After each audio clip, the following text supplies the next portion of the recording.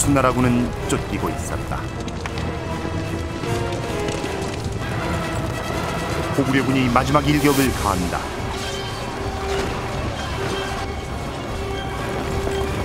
북경을 떠날 때만 해도 수양제는 고구려 원정이 이렇게 비참한 패배로 끝날 줄은 몰랐을 것이다.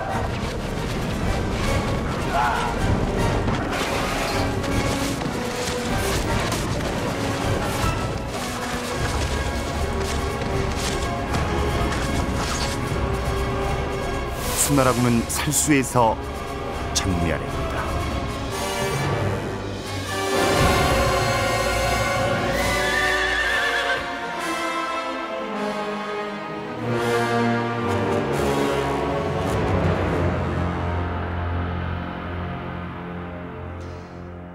(612년) 수나라가 고구려를 침략할 때 동원한 병사는 113만 명에 달했습니다. 비슷한 시기에 서양 전쟁에서 10만 명 이상의 병력이 동원된 경우가 많지 않다는 것을 볼 때 가히 고대사 최대의 전쟁이라 하겠습니다. 고구려의 을지문덕은 바로 이 수나라 군대의 별동대 30만을 살수, 오늘의 청천강에서 몰살시킵니다.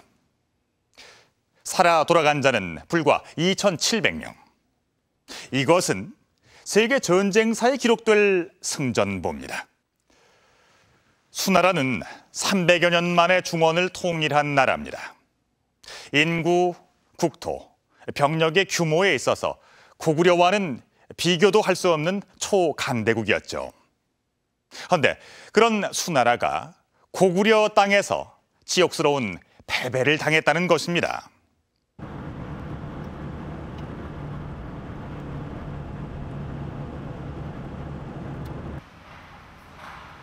중국 강소성 양주에 있는 한 무덤.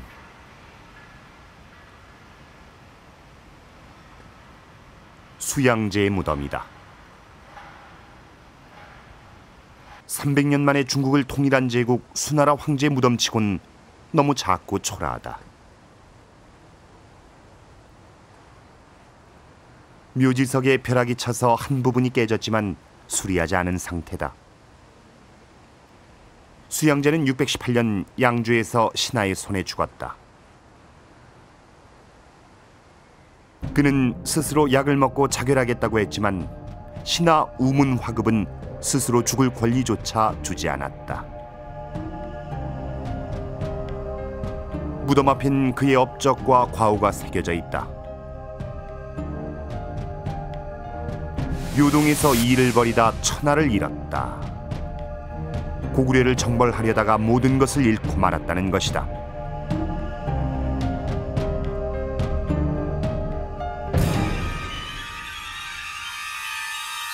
(612년) 중원을 통일한 수양제는 100만 대군을 동원해 고구려를 공격한다.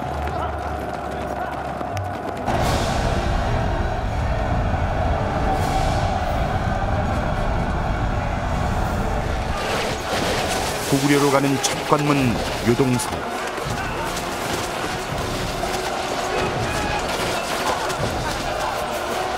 견고한 성에 의지하는 고구려의 저항은 완강했다. 수나라 100만 대군은 몇 달이 지나도 요동성 하나를 깨뜨리지 못했다. 중원을 통일한 초강대국이 유동의 작은 성에 막혀 진군하지 못하게 된 것이다.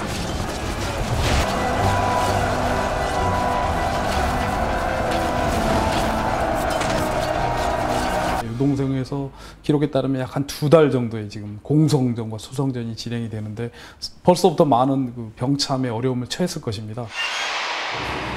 마음이 급해진 수양제는 별동대 30만을 평양으로 보낸다. 대동강으로 진입하는 수군과 합류해 평양을 공격할 의도였다. 산동반도 복내를 출발한 수나라 수군은 대동강에 상륙했다. 평양성 60리까지 진출한 수군을 저지하기 위해 고구려군이 전투를 벌였지만 패배한다. 고구려군은 평양성 안으로 도주하고 만다.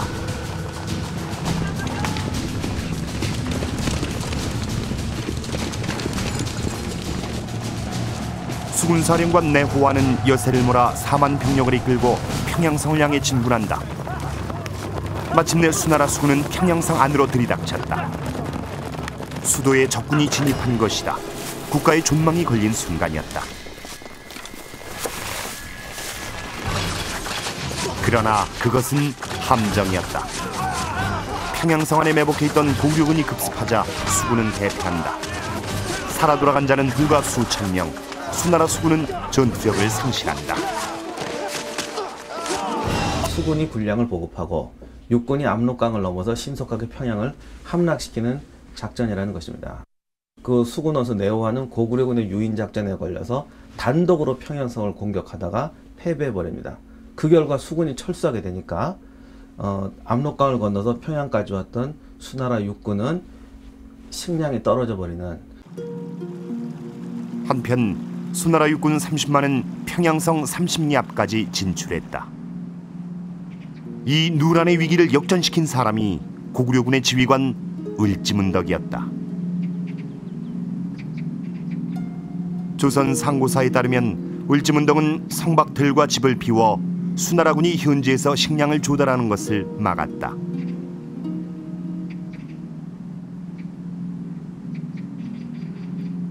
보급이 끊긴 수나라군이 성급하게 공격해오자 고구려군은 사방에서 화살과 돌멩이를 비오듯 쏟아부었다. 이미 식량이 바닥난 수나라 별동대는 평양성을 칠 수 있는 전력이 아니었다.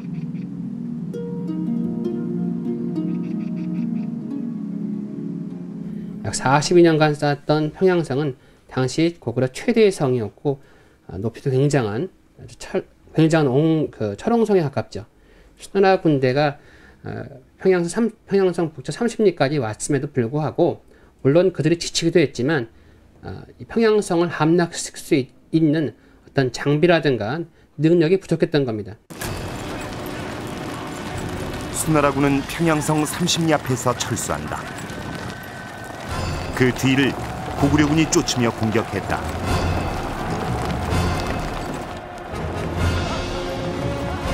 쫓는 고구려군과 쫓기는 수나라군. 전세는 완전히 역전된다.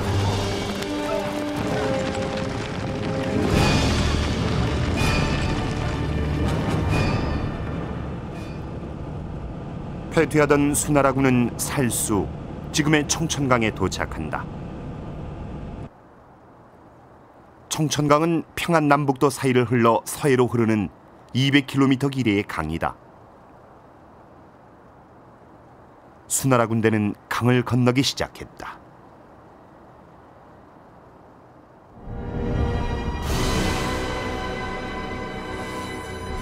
을지문덕이 지휘하는 고구려군은 원하는 시간, 원하는 장소에서 수나라군을 쳤다.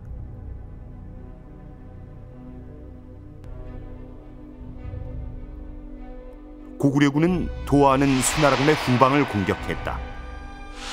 강과 강변으로 병력이 나눠진 수나라 군대는 속수무책으로 당한다. 지휘관 신세웅도 전사하고 만다.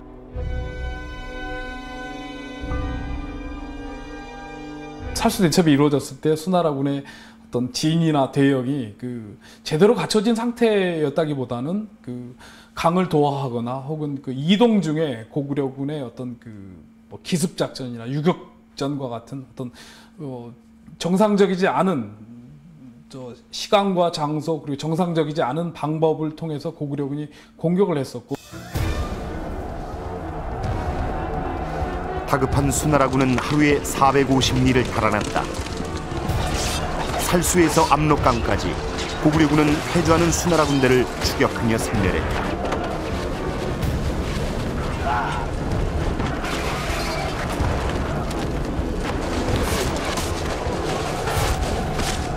화살이 비오듯 쏟아졌다.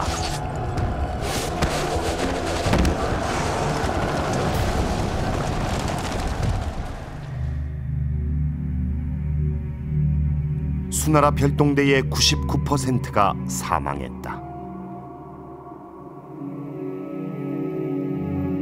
30만 5천 명 가운데 살아 돌아간 사람은 2,700명이라고 중국 측 사서는 기록하고 있다.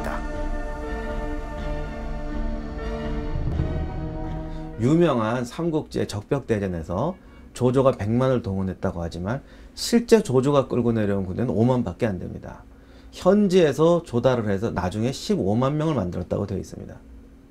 그런데 수양제의 군대는 사실은 100만이 아니라 200만입니다. 중간에 보급부대나 노역으로 해서 동원했던 총 동원 인원은 200만 명이었다고 중국 직기록에 정확하게 나와 있습니다. 이것으로 보면 중국 역사상 최대 규모의 전쟁이었다고 표현할 수 있습니다. 동시에 최대 규모의 참혹한 패배였죠. 삼국시대가 지난 후에 나중에 명나라, 청나라 때까지도 중국 황제들이 조선에 대해서 기억하고 있는 중요한 것이 저 나라는 수나라의 100만 대군을 물리친 나라다. 이것을 중국 황제들이 다 알고 있습니다. 그 정도로 중국 역사에 기록될 만한 참혹한 패배였고 우리 측에서 보면 위대한 승리였죠. 살수대첩은 우리 역사 전체를 통틀어서 그 유래를 찾을 수 없는 대승이었습니다. 전쟁에 패배한 수나라는 결국 멸망의 길로 접어들고 말죠. 고대 세계 최강의 슈퍼파워였던 수나라를 완파한 고구려군. 그들은 과연 어떤 무기와 전략으로 싸웠던 걸까요? 고구려의 유적에서는 많은 화살촉들이 발견되고 있는데요. 활과 화살은 고구려군의 주력 무기였습니다. 이것은 야차산에서 발견된 고구려군의 화살을 복원한 건데요. 이 화살촉의 평균 탄소량은 0.51%로 오늘날의 특수강의 강도와 맞먹는 순도 높은 강철입니다. 이 철갑옷은 고구려 중장기병들이 입었던 찰갑옷을 복원한 건데요. 이 상의 하나를 만들기 위해서는 철을 단조해서 만든 1000여 개가 넘는 작은 조각들을 일일이 이렇게 가죽끈으로 연결해서 만들게 됩니다. 제철 기술을 가진 전문가 집단이 없었다면 불가능한 작업이었을 텐데요. 그렇다면 이렇게 철갑으로 중무장한 고구려군들은 어떻게 전투를 했었을까요?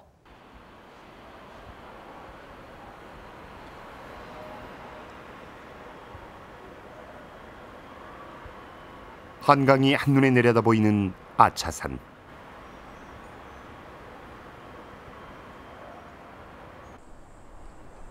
고구려의 군사 요새 보루가 발견된 지역이다. 아차산에서만 20여 개가 넘는 보루가 나왔다. 1600여 년 전 이곳은 고구려군이 집단으로 거주하던 중요한 군사 거점이었다. 각 봉우리마다 이러한 성들이 그 크기는 약간씩 달리하면서 위치를 하고 있었습니다. 그래서 이 한눈에 각 성들이 다 보이기 때문에 서로 필요한 경우에 군사를 좀 더 동원해 줄 수도 있는 것이고요. 또 그 한강에서 이렇게 북쪽으로 올라오는 군사들이라는 것들을 다 볼 수 있는 곳에 있기 때문에 그 각각의 소규모지만 유기적으로 연결돼서 큰 성처럼 그렇게 역할을 했던 것으로 생각이 됩니다. 아차산에서는 고구려의 주력 무기가 대량으로 나왔다. 철제칼,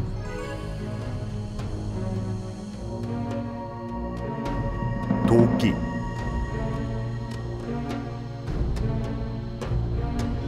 창, 그리고 수천 개의 화살촉이 나왔다. 이런 무기들이 안악 3호분 벽화에 상세히 그려져 있다. 철갑옷을 입고 장창을 든 중장기병, 갑옷을 입지 않은 경기병,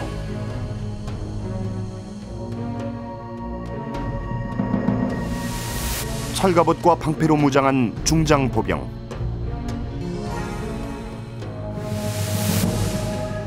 경보병,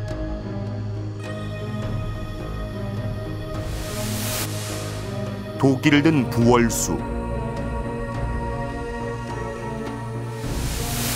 그리고 활을 든 궁수가 보인다.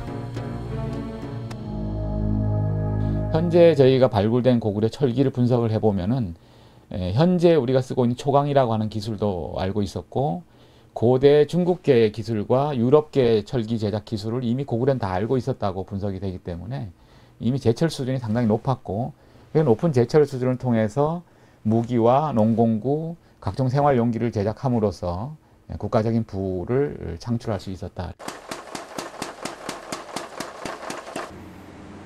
아차산에서 나온 저류를 가지고 고구려 화살을 제작하기로 했다. 아래가 3mm, 이게 정방향으로 되어 있고 여기가 6mm면은 여기가 모가지가 고구려는 천을 탄조해 화살촉을 만들었을 것이다.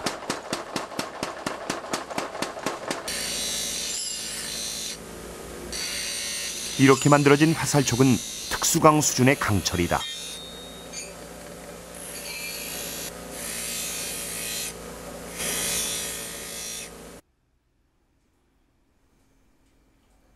만들어진 화살촉에 화살대와 깃을 붙여 화살을 복원했다.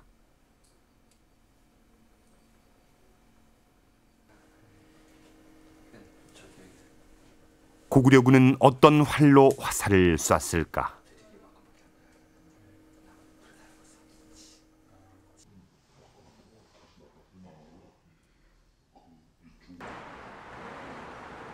고구려의 활은 물소에 뿔을 넣어 만든 각궁이었다. 각궁은 평소에 둥글게 휘어서 보관한다.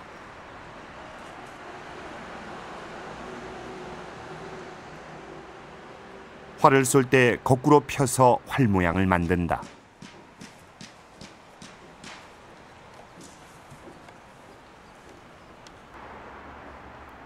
완성된 각궁은 고구려 벽화 속 모습과 같다.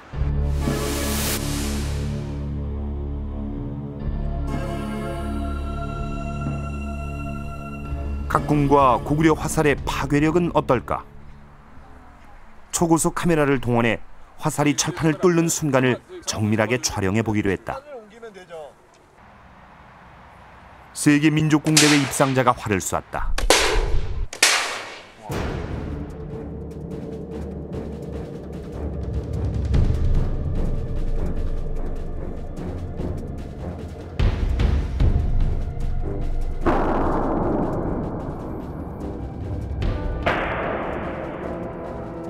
화살은 함석판 5장을 그대로 관통했다.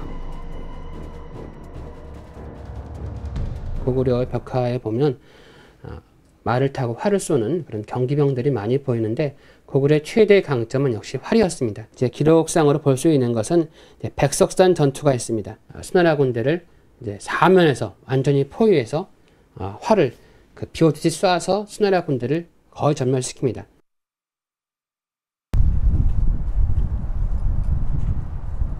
지금도 발굴이 한창인 경주 쪽샘지구. 신라 귀족의 무덤 수십 기가 발굴된 지역이다. 지난 6월 이곳에서는 중장기병이 입었던 철갑옷과 각종 무기류가 공개됐다.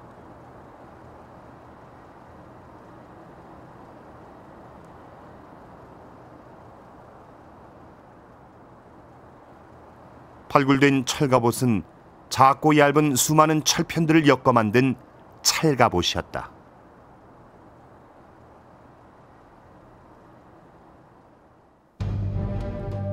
말을 덮었던 철갑 위에 사람이 입는 찰갑옷이 최초로 원형 그대로 발굴됐다. 전문가들은 이 갑옷이 고구려 광개토대왕의 남진 때 영향을 받아 제작된 찰갑이라고 추정한다. 고구려 고금벽화의 4세기 내지 5세기경에 나타나는 그 인물 풍속도라든지 생활 풍속도에 나타나는 고분들에서 이러한 그 말을 탄 그 개마무사라고 얘기하는 그 갑옷을 착용한 장수와 그 말들이 많이 나타나고 있습니다. 이번에는 여기 보시는 이 그림에서 볼 수 있는 그 모든 그 형태의 갑옷과 그 다음에 그 부속구들이 1세트로다가 발견이 됐다는데 가장 큰 의의가 있을 것 같습니다.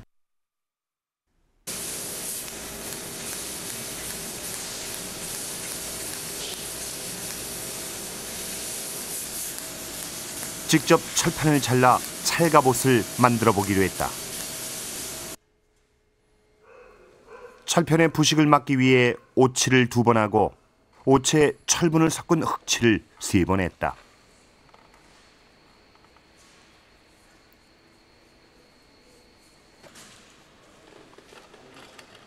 흑칠을 한 철편은 검은색이 된다. 작은 철편 조각을 일일이 가죽끈으로 엮어야 한다. 찰갑옷 제작엔 오랜 시간이 걸린다. 상의 하나에만 1,300여 개의 철편이 필요하다.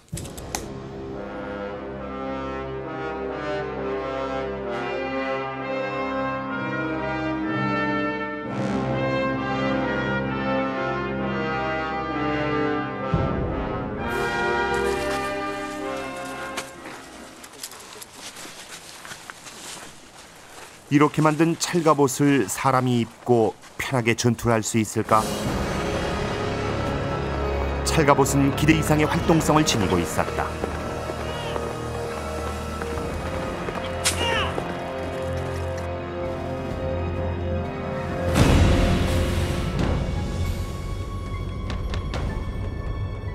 찰갑은 철편을 엮어서 만들었기 때문에 이런 식으로 이렇게 구부러져서 몸쓰기가 훨씬 더 유연하고 자유롭습니다. 이런 식으로 접혀가지고 훨씬 더 판갑보다는 자유롭게 움직일 수 있기 때문에 훨씬 더 과학적이라고 볼 수 있죠. 철갑옷의 강도를 실험해 보기로 했다. 먼저 철판을 통째로 이어붙인 판갑옷. 큰 철판 조각들을 리벳으로 이었다.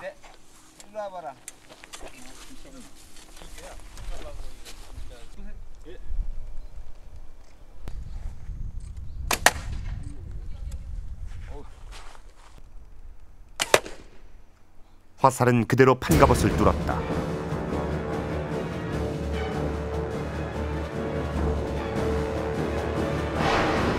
발사한 모든 화살이 판갑을 관통했다.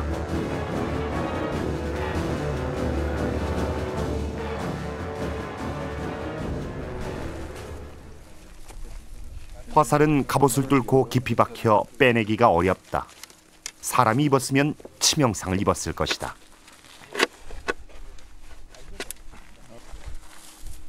이번엔 고구려의 찰갑옷을 실험해 보기로 했다.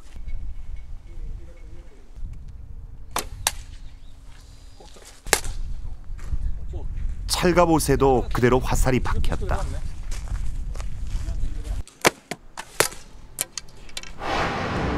그런데 반복해 발사하자 화살이 튕겨나오는 경우가 생겼다.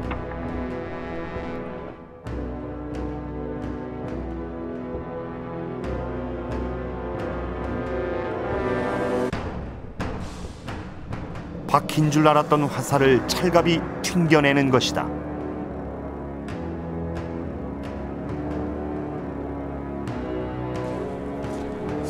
철편은 뚫리지 않고 휘어 있었다.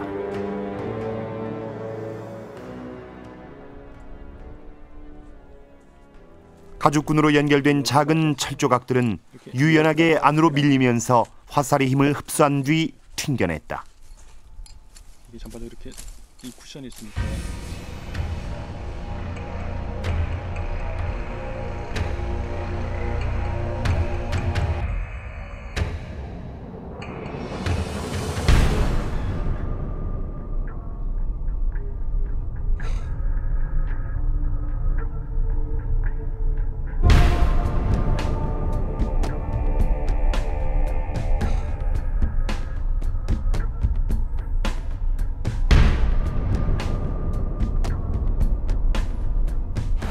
철갑옷으로 말과 자신을 감싼 고구려 중장기병은 어떻게 싸웠을까?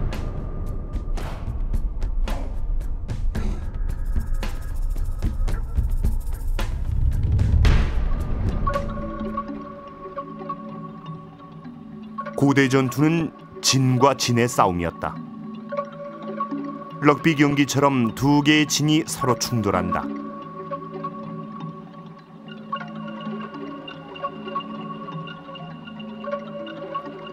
진이 유지되는 한 전투는 팽팽하게 진행된다. 진을 깨뜨리는 자가 승리한다. 팽팽하게 진행되는 싸움. 진이 붕괴되는 순간 승자와 패자가 결정되고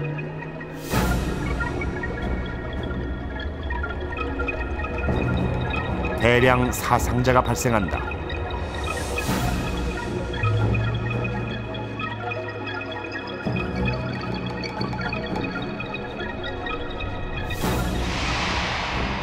전투에서 고구려 중장기병은 진해 앞에 위치했을 것이다.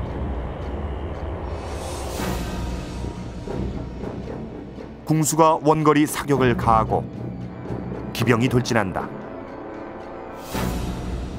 철갑과 장창으로 무장한 중장기병은 적의 진을 돌파해 후방에서 공격한다.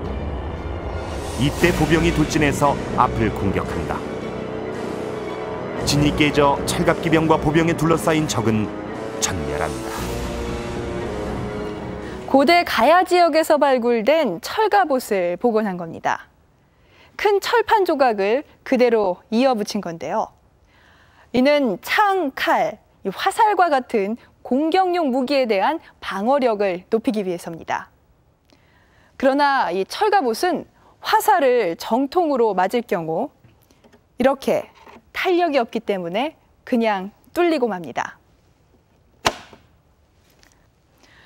반면 고구려군의 찰갑옷은 화살을 막아냈습니다. 화살을 맞을 경우 이 가죽끈으로 연결된 철편들이 안으로 밀려 들어가면서 화살의 힘을 충격을 흡수하고 다시 튕겨내게 됩니다. 이 화살을 정통으로 맞을 경우에도 이렇게 철편들이 부러지지 않고 그냥 이렇게 휘어질 뿐입니다. 그리고 찰갑옷의 장점은 한 가지가 더 있는데요. 이 전투 중에 갑옷이 손상되더라도 이렇게 다른 철편으로 손쉽게 수선을 할 수 있다는 겁니다.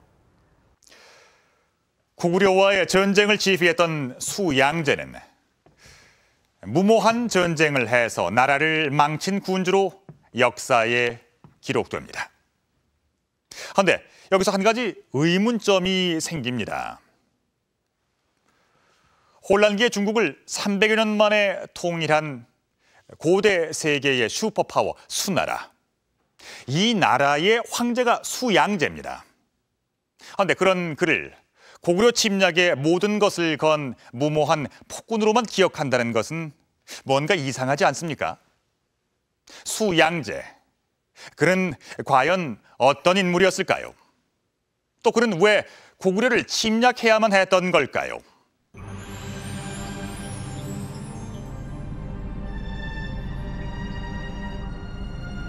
고질적인 중국 대륙의 물 부족을 해결하기 위해 많은 중국 왕조가 장강의 물줄기를 북으로 이었다. 경항대운하는 북경과 항주를 잇는 운하를 말한다.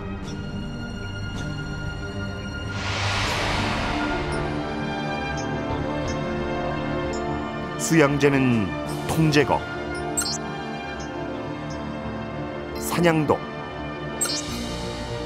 강남하, 세 개의 운하를 건설해 황하, 장강, 휘수를 연결했다.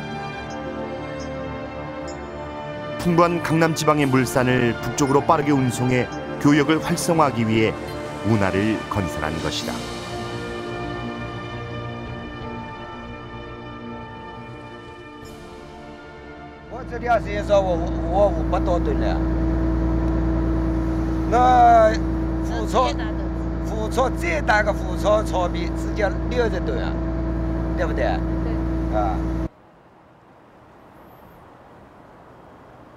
운하 건설엔 또 다른 목적이 있다. 양주 고운하에는 동관고도가 있다. 동문 밖의 선착장이란 뜻이다.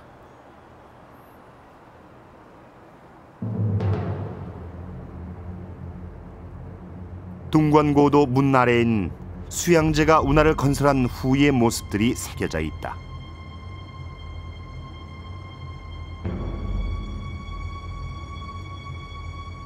수양제는 미인들을 거느리고 자신이 건설한 운하를 자주 유람했다. 사치스러운 연회도 자주 열었다.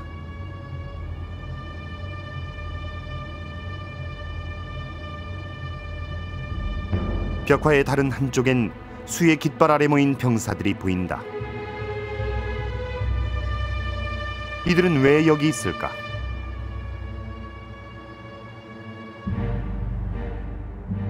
它主要呢向北修永济区，这个目的呢，那么主要就是对付高丽，他曾经3次攻打高丽，那么都是在这个地方运兵。 중국을 통일한 수양제는 남으로 방향을 돌려 베트남의 임읍국, 오키나와의 유구국, 그리고 말레이 반도의 마자가국까지 정벌했다. 서기 610년 정월, 지금의 낙양인 동도에서 각국이 수나라에 조배를 올리는데 채새끼를 든 자만 18,000명이었다고 한다. 수나라는 주변 국가를 복속시키고 대제국의 위용을 자랑한 당대 초강대국이었다.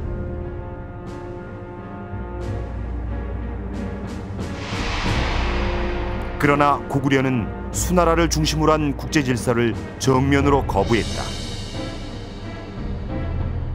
영양왕은 수의 입조 요구를 거절했다. 수나라는 고구려를 용납할 수 없었다. As I've said, it took him 5 years to organize this campaign. It was very well planned. The first thing he did was to order the Grand Canal to be extended. This canal led from the Yangtze River north to the area around Beijing and was used to transport grain and other supplies to feed the troops. It took until 612 to finish this work, and millions of people were called up for forced labour to finish it. 산동성 레주 해변에서 대규모 전함 건조가 시작됐다. 배 건조의 책임자는 유주 총관 원홍사. 그는 가혹하게 일꾼들을 다뤘다. 물속에서 주야로 일을 하게 해서 사람들이 이를 피하기 위해 손발을 자르고 복스러운 손, 복스러운 발로 불렀다고 전한다. 그리고 300척의 배가 완성됐다.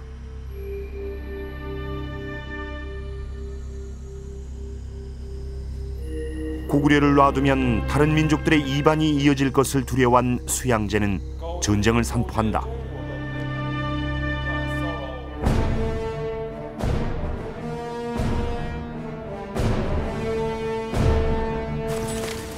우문술이 지휘하는 좌군 12군,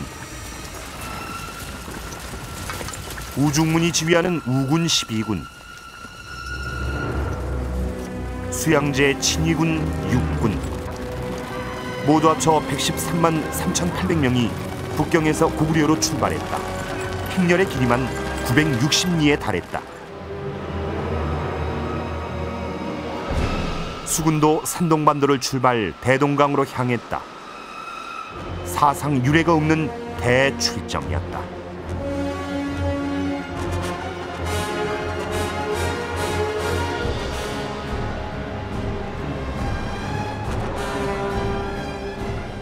수나라가 동원한 약간 110만 명에 달하는 병력은 20세기에 이르기까지 1차 세계대전과 2차 세계대전을 제외한다면 거의 없었던 것으로 판단이 됩니다.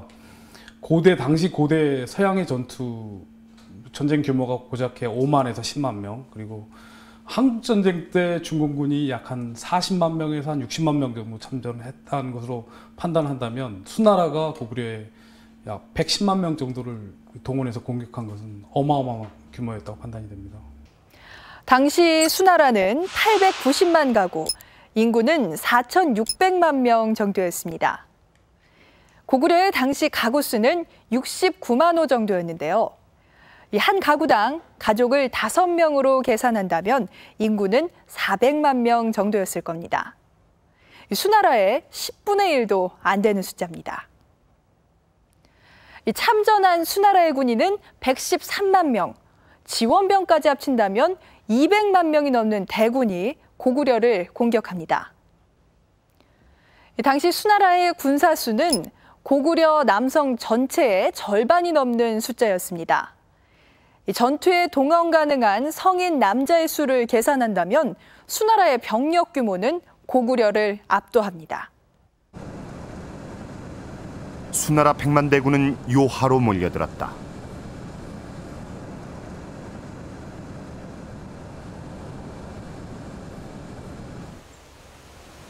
요하는 요동을 차지한 고구려로 가는 첫 관문, 요하 건너편에 고구려군이 있었다.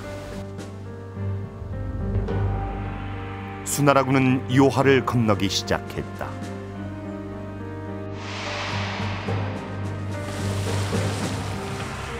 선봉대는 강을 건너기 위해 부교를 설치했다.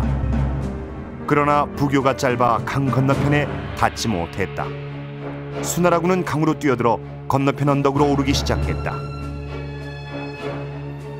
하지만 고구려의 공격으로 수나라 일군 사령관인 맥철장이 전사하고 말았다. 수나라군은 첫 전투에서 예상치 못한 엄청난 피해를 입고 말았다.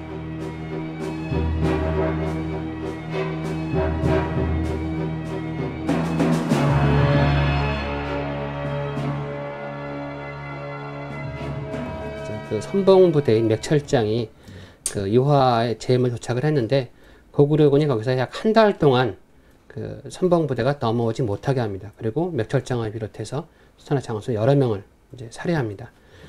고구려가 유화 전투에서 한 달 정도의 시간을 그 수나라의 진격을 막았던 것은 뒤에 수나라 작전들을 전부 다 엉터치게 만들어 버립니다.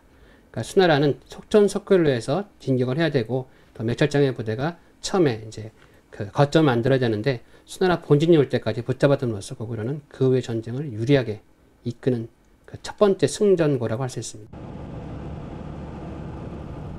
본진이 합류하자 수나라군은 한 달 만에 겨우 유화를 건널 수 있게 됐다.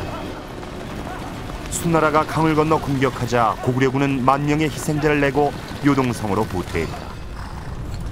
그러자 수나라 대군이 요동성으로 몰려들었다. 수양제가 단번에 고구려를 제압하기 위해 데려온 100만 대군이 요동성을 포위했다.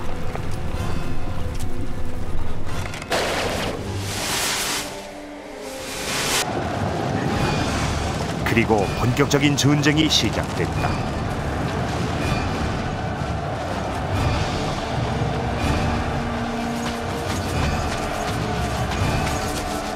전투는 치열했다. 하지만 성과는 없었다. 고구려의 성벽은 너무 높고 튼튼했고 고구려군의 저항도 완강했다.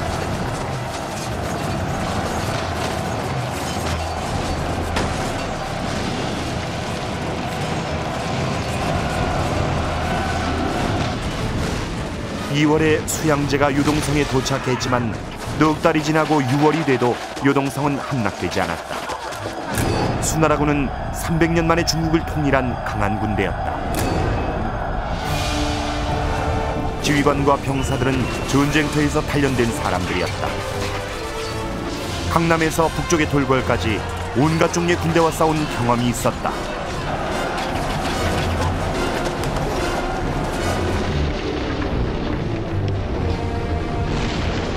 그러나 그러한 100만 대군이 요동성 하나를 깨지 못했다.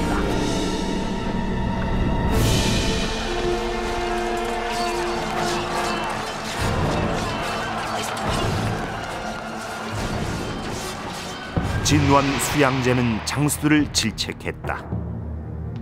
그대들은 스스로 지위가 높고 좋은 가문임을 믿고 나를 어리석은 자로 대우하려 하느냐. 그대들이 내가 오는 것을 좋아하지 아니한 것은 아마 이 낭패를 볼까 염려한 까닭이었을 것이다. 내가 지금 여기 온 것은 바로 그대들의 소행을 보아 목을 베려 합니다. 그대들이 지금 죽음을 두려워하여 진력치 아니하니 내가 그대들을 능히 죽이지 못할 줄로 여기느냐. 요동성 구조는 이 그림에 따르면 이제 크게 외곽이 하나 있고요. 그 안에 내곽이 있는 이중 구조의 성곽입니다. 그리고 이 외곽에 보면은 성문이 표현이 되어 있는데요. 성문 주변으로는 그 옹성으로 보기는 어렵습니다만 치가 나와서 성문을 보호할 수 있는 그런 시설이 되어 있고, 문의 주변에 치가 있고, 이 면에만 치가 지금 5개 정도가 지금 배치가 되어 있습니다. 치는 앞으로 튀어나온 방어용 성벽이다. 적이 공격하면 성벽 위에서 포위해 집중 공격하기 위한 것이다. 옹성 역시 적을 포위해 공격하기 위한 것이다. 어근문은 엇갈린 2개의 성벽 사이에 만든 문이다. 문으로 들어오는 적은 고립된다.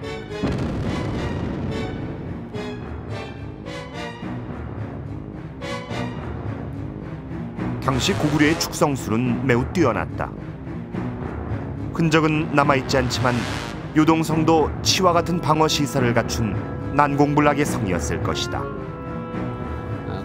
요동성은 기록에 따르면 대략 높이가 한 30m를 넘는 굉장히 큰 성으로 기록되어 있습니다. 여기를 수나라 본진이 수백 겹이나 이제 에워쌌다라는 표현이 나오는데, 수나라 군대는 이 요동성에서 약 4월 중순부터 철수하게 되는 7월 말까지 3개월 동안 이 성 하나를 점령하지 못합니다. 병서 무경 총요엔 고대 중국에서 사용된 공성용 무기가 상세히 적혀 있다. 성을 공격하는 기본 장비인 사다리차 운제,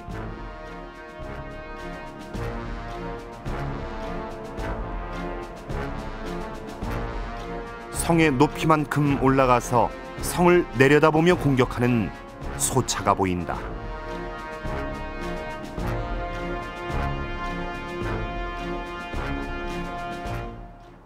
성벽에 돌을 던지던 투석기를 복원해 보기로 했다.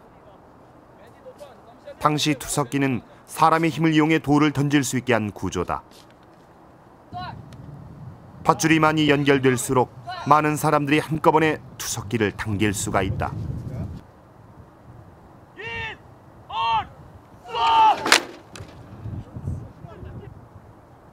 작은 투석기는 40명, 큰 것은 120명의 병사가 밧줄을 동시에 잡아당겨 돌을 날려보낸다.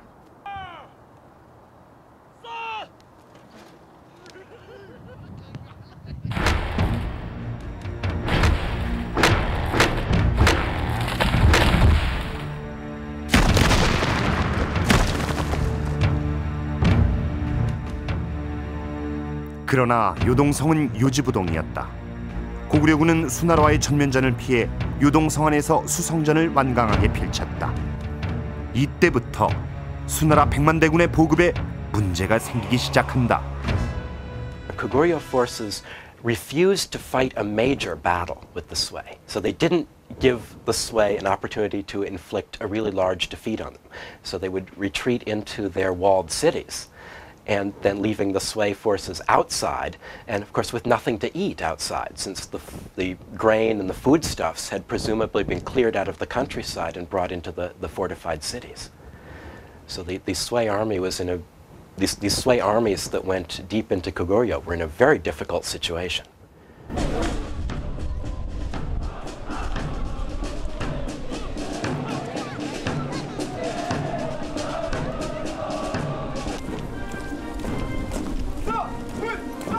방어 전술이었고, 실제로 당시 고구려군의 전술은 육군사관학교 수업에서도 인용된다. 청야 입보, 청야는 들을 비운다는 말, 입보는 성 안으로 철수해 수성전을 벌이며 적을 고갈시킨다는 말이다. 고구려군이 사용한 청야 입보 전술은 19세기 초까지 서양에서도 유효한 전술이었다. 큰 청야는 들을 비운다라는 개념인데, 한마디로 말하면 평상시에는 뭐 농업이나 목축업 일반적인 생활을 하다가 적이 공격해 왔을 때 들을 완전히 깨끗하게 비우고 성으로 다 들어가서 군 관민이 다 성으로 들어가서 적에게 대항하는 그런 개념입니다. 당시에 동아시아에서 일반적으로 보급을 현지 조달을 많이 했었습니다. 일반적으로 군대들이. 그래서 적에게 현지 조달을 허용하지 않기 위해서 고구려는 자기들이 생활 터전을 전부 다 불태우고 태우고 완전히 비우고 나서 성으로 들어가서 결연하게 방어 준비에 임했던 것입니다. 프랑스의 나폴레옹이 러시아를 침략했을 때 러시아군도 이 청야 전술을 구사합니다. 들판을 불태우고 러시아 내륙 깊숙이 프랑스군을 끌어들이는데요. 이 추운 겨울 보급선이 끊어진 나폴레옹군은 배가 고파지자 도망치듯 철군하다 러시아군의 기습에 밀려 엄청난 수의 사상자를 내고 맙니다. 이렇게 전쟁에서 진 나폴레옹은 황제 자리에서도 쫓겨나게 되는데요. 을지문덕도 수나라군을 고구려 땅 깊숙이 유인해 살수에서 마지막 일격을 가합니다.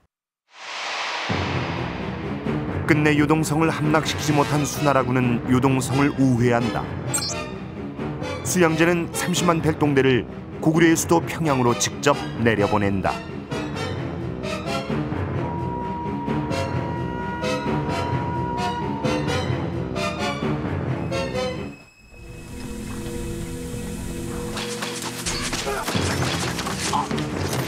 병력수에서 열세였던 고구려군은 이동로를 장악하고 게릴라전을 벌였다.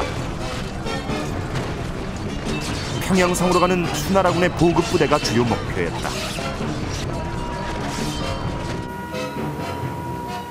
남아오던 수나라군은 압록강을 사이에 두고 고구려군과 대치하게 된다.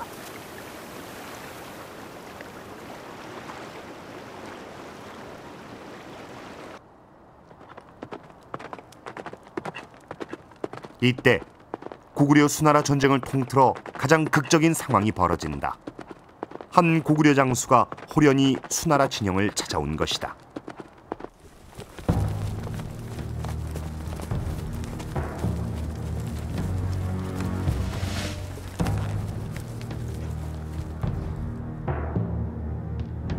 놀랍게도 그는 고구려군의 지휘관 을지문덕이었다.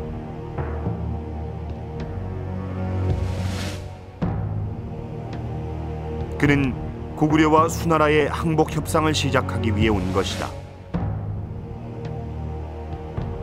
을지문덕은 수나라군의 지휘관 우중문, 우문술과 거짓으로 항복 협상을 벌이면서 수나라 진영을 염탐했다.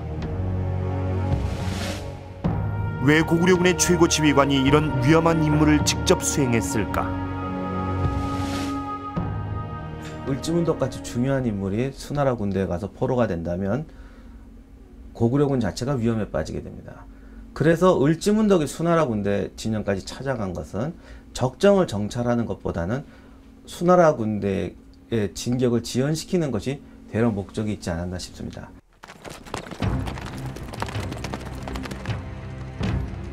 협상을 마치고 돌아가는 을지문덕을 우중문은 사람을 보내 돌려 세웠다. 할 말이 있으니 다시 수군 진영으로 돌아가자는 것이었다. 고구려군 지휘관 을지문덕을 잡으려는 수나라의 술책이었다.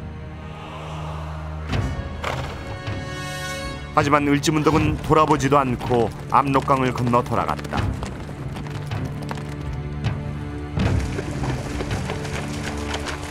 수나라군은 적의 사령관을 눈앞에 두고 놓친 것이다.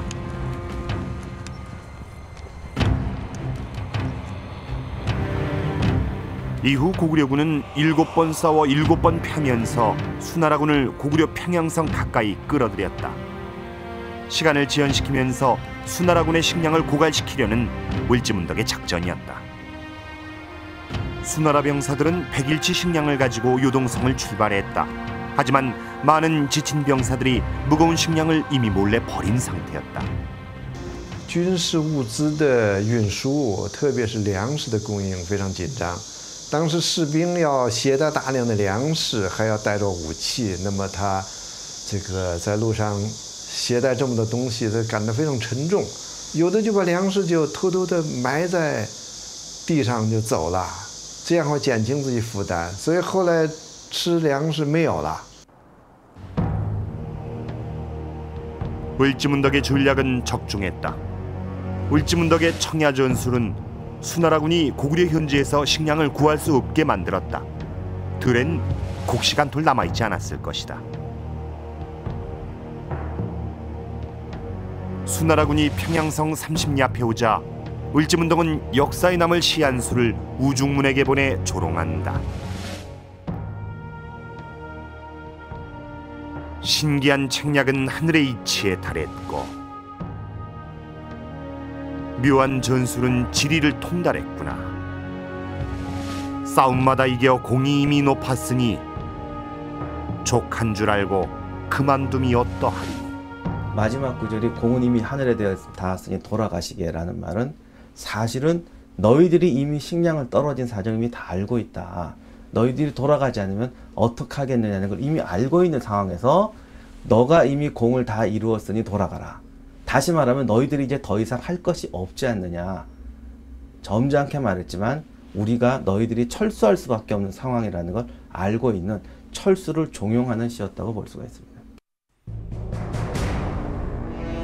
이미 먹을 것이 바닥나 전투를 할 수 없었던 수나라 군사는 평양성 30리 앞에서 철수할 수밖에 없었다. 이때 고구려의 반격이 시작됐다. 후퇴하는 수나라군의 배후를 치기 시작했다.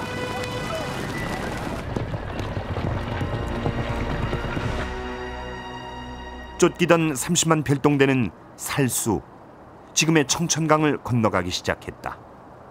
그리고 역사적인 살수 대첩이 벌어진다.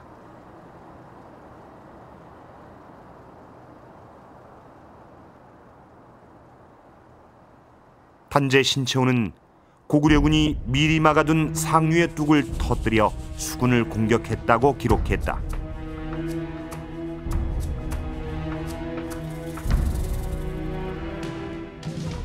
그런데 과연 그 당시 청천강에 뚝을 쌓는 것이 가능한 일일까? 강 기슭에는 겨우내 벌목한 나무들이 수북이 쌓여 있습니다. 이윽고 막아놓았던 물길이 터집니다. 물동이 터쳐지고 흐름을 멈췄던 강물. 매년 봄 청천강에서는 나무로 간단히 쌓은 뚝을 터뜨린다. 뗏목이 굽이쳐 흘러내립니다. 상류 지역에서 벌목한 나무를 물살의 힘을 이용해 하류로 수송하기 위해서다. 목재는 물길을 따라 서해까지 내려가 중국으로 수출된다. 을지문덕도 이런 방법으로 뚝을 쌓아 수공을 했을지는 의문이다. 과연 전쟁 기간에 엄청난 양의 물이 채워질 뚝을 건설할 수 있었을까? 청천강같이 큰 강을 옛날 기술로 막았다가 터트린다는 것은 거의 불가능합니다. 왜냐하면 강을 막는 데만 해도 오늘날에도 몇 년의 공사가 필요합니다. 그리고 군대라는 것은 보통 주변에 40km 이상의 정찰대를 운영하면서 행군하게 되어 있습니다.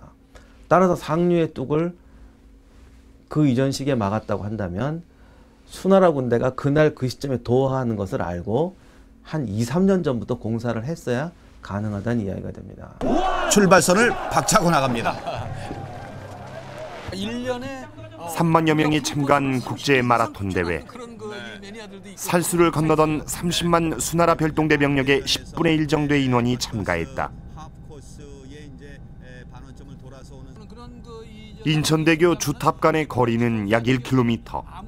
육안으로 보기에도 대열은 삽시간에 수 킬로미터로 늘어졌다. 만약 30만 명이 달기 시작하면 그 길이는 더욱 늘어날 것이다. 이것으로 볼 때 살수를 수나라군 30만이 동시에 건너는 건 불가능해 보인다.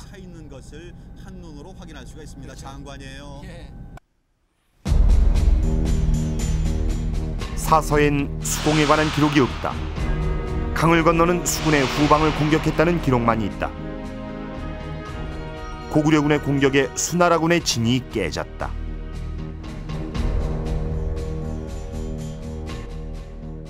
어떤 군대가 후퇴하면서 진을 유지하기란 굉장히 힘들다고 판단이 됩니다. 그 이유는 지금 철수 작전 중에 그 후미에 남겨진 부대의 경우에는 심리적으로 굉장히 압박을 받게 되고 또 그 자신들의 어떤 생명의 그 위협을 받게 되는 것이고 또 후방에서 적과 직접 교전해야 되는 그런 상황입니다.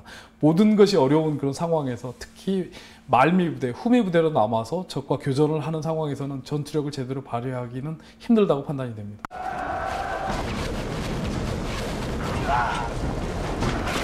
별동대 일부는 강 건너에, 일부는 강 가운데, 후지는 강을 건너지 못한 상황. 병력이 분리된 수나라군은 속수무책이었다. 고구려군의 기습은 수나라군을 공황 상태에 빠뜨려 붕괴시켰을 것이다.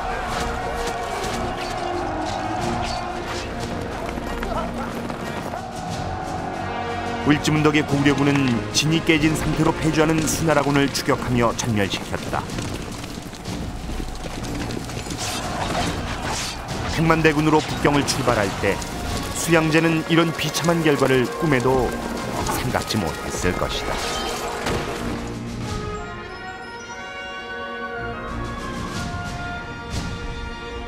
그렇게 전쟁이 끝났다.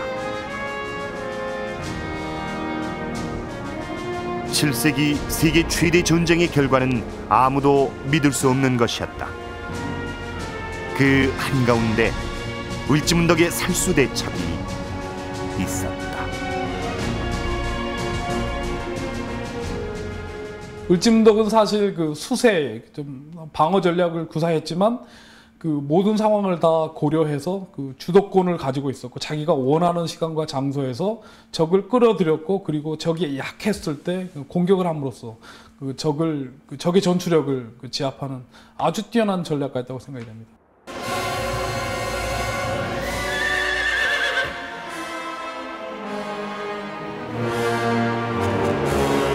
고구려는 요동성, 평양성, 살수 이렇게 전쟁의 운명을 가른 세 곳의 전투에서 모두 승리했습니다.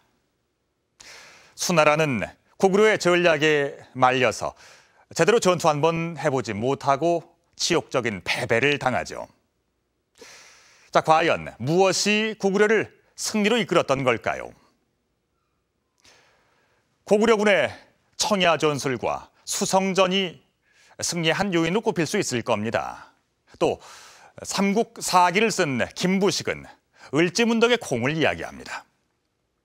하지만 무엇보다 중요한 것은 자신의 힘과 전략을 믿은 고구려군의 필사항전의 의지가 아니었을까요?